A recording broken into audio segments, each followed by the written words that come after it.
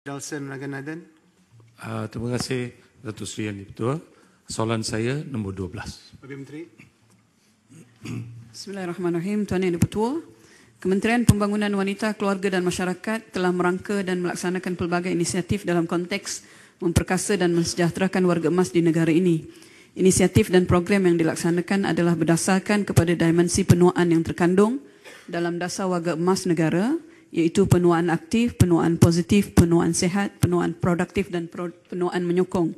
Bagi menjawab soalan daripada Yang Berhormat Senator Datuk Dr. Nelson ini, Tuan Yang Di-Pertua, Kementerian Pembangunan Wanita, Keluarga dan Masyarakat melalui Jabatan Kebajikan Masyarakat sehingga kini telah mengendali dan menguruskan 12 buah rumah pelindungan warga emas di seluruh negara, iaitu Rumah Seri Kenangan dan juga Rumah Ehsan.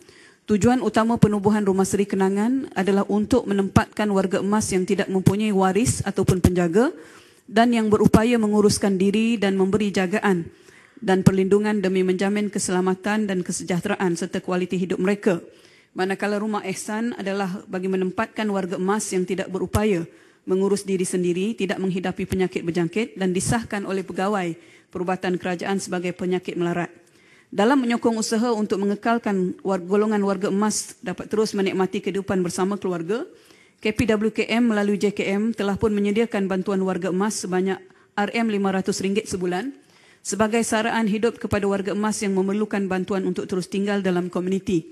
Bagi yang memenuhi syarat, bantuan ini boleh juga dipertimbangkan kepada warga emas yang mempunyai anak-anak tetapi anak-anak mereka berpendapatan rendah dan tidak mampu untuk menyumbang kepada ibu dan bapa mereka. Dan pada masa yang sama, Tuan Yang Di-Pertua, kita di peringkat KPWKM juga mempunyai beberapa lagi inisiatif, iaitu PAWE, Pusat Aktiviti Warga Emas kepada warga emas ini kurang lebih 161 buah di seluruh negara. Kita juga ada khidmat bantu di rumah dan juga pusat program sokongan sosial setempat yang memberi manfaat kepada 3,700 orang warga emas. Tuan Yang Di-Pertua, tindakan menghantar ibu bapa ke institusi penjagaan warga emas seharusnya merupakan langkah terakhir dan bukannya tindakan permulaan dalam menyelesaikan masalah penjagaan golongan itu dalam keluarga. Seperti mana kita meletakkan tanggungjawab ibu bapa kepada anak-anak, maka tanggungjawab kepada ibu bapa juga adalah terletak kepada anak-anak. Terima kasih Tuan Yang Di-Pertua. Soalan tambahan. Soalan tambahan.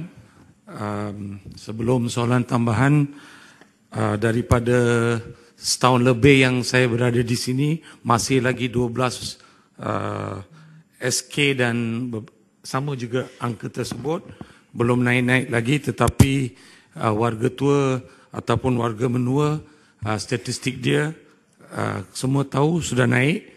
Maka saya harapkan bahawa satu tindakan segera diambil oleh kementerian. Dan seterusnya, apakah rancangan kementerian untuk membuka pusat jagaan harian, daycare center dengan izin untuk kategori yang sama? Terima kasih Yang Berhormat. Tuan Yang Di-Pertua, memanglah kita mendapat maklumat bahawa negara kita akan menjadi sebuah negara tua berdasarkan pada kajian United Nations pada tahun 2030.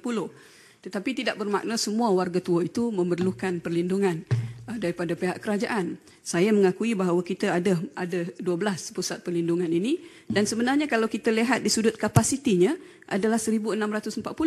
Tetapi yang masuk ke tempat pusat yang rawatan yang kita sediakan tidak pun melebihi daripada kapasiti itu. Masih boleh lagi dimuatkan. Dan pada masa yang sama, perancangan pembinaan baru untuk institusi warga emas juga ada di dalam rangka kerja kita, di mana kerajaan mempunyai perancangan membina 2 lagi institusi warga emas dan yang baru, iaitu Kompleks Ehsan di Slim River. Kos projek lebih kurang 77 juta dan dalam proses penyediaan dokumen. Dan pada masa yang sama membina Kompleks Penyayang Sinar Kasih Pulau Pinang yang juga dijangka siap dalam tahun ini. Tuan Yang Di-Pertua, adapun di sudut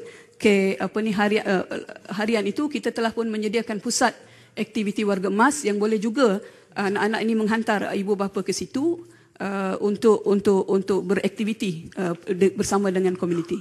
Terima kasih Tuan Yang Di-Pertua. Kalau tidak ada soalan tambahan, saya rasa saya boleh